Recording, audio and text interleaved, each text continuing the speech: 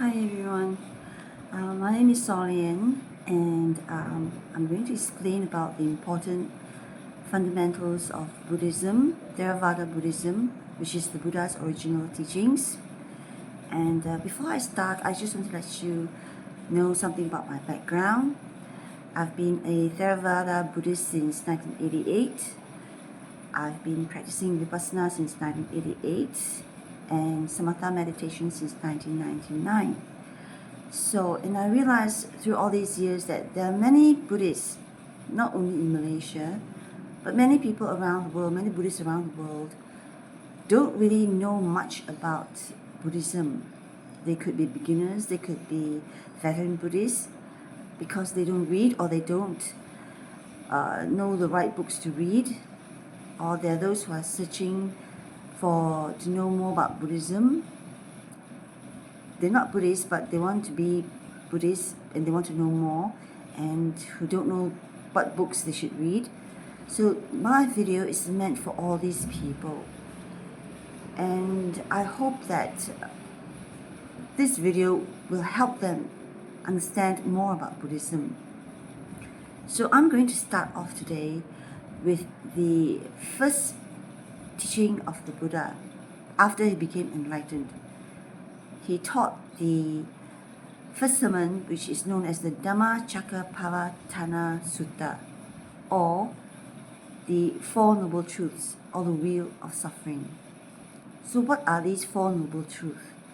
First, he taught the first Noble Truth is the truth of suffering. What is suffering? So he explained that all beings, when they're reborn, they have to go through the main suffering conditions in life, that is birth, old age or decay, sickness and death. All these suffering conditions will come to us eventually as humans and for animals. And in between, you have all the other kinds of suffering. You have worries, you have irritation, anger, lust, jealousy, fears, anxieties, loneliness, depression, all coming up in the mind. And these are all suffering. And then we have the happiness that we feel, liking for some sense objects, happiness for some sense objects. That is also known as suffering. Why is it known as suffering? Because it doesn't last in the mind, it's transient.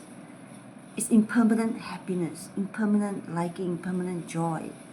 And once the happiness disappears from the mind, you feel emptiness.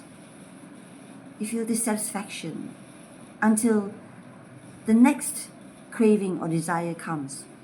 And then when that desire is not satisfied, there is suffering. And when it is satisfied, you feel temporarily happy. And the happiness disappears, you feel empty again. So you have all this vicious cycle of desire and dissatisfaction and suffering coming in every time. Or if someone makes you angry, that obviously is, everyone knows, is suffering, right? No one likes being angry. You have the burning the chest, you have the burning the mind, you have all sorts of horrible angry thoughts about the person, and sometimes you can't sleep, right? Because you're dwelling on all your angry thoughts, horrible scenarios, what you want to say to the person and so on. That is also suffering. So you have all kinds of suffering, and that's mental suffering, emotional, psychological suffering. Then you have physical suffering. Physical suffering, as everyone knows, pertains to illnesses, all sorts of illnesses. Even a minor cold is suffering because you can't breathe very well. So that is suffering, and you can't even sleep sometimes because of the cold. So this is the first noble truth of suffering. Then we have the second noble truth of suffering, which is the cause of suffering. What is the cause of suffering? The Buddha explained that the second noble truth of the cause of suffering is craving.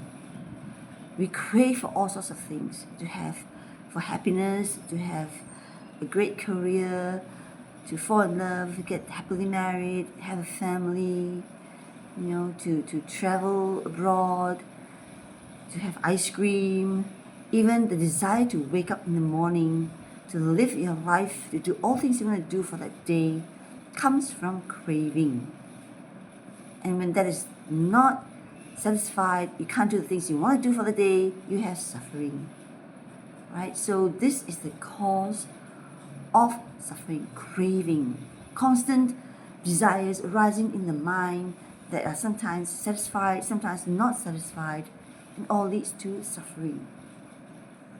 Now the third noble truth of suffering is the noble truth of the end of suffering.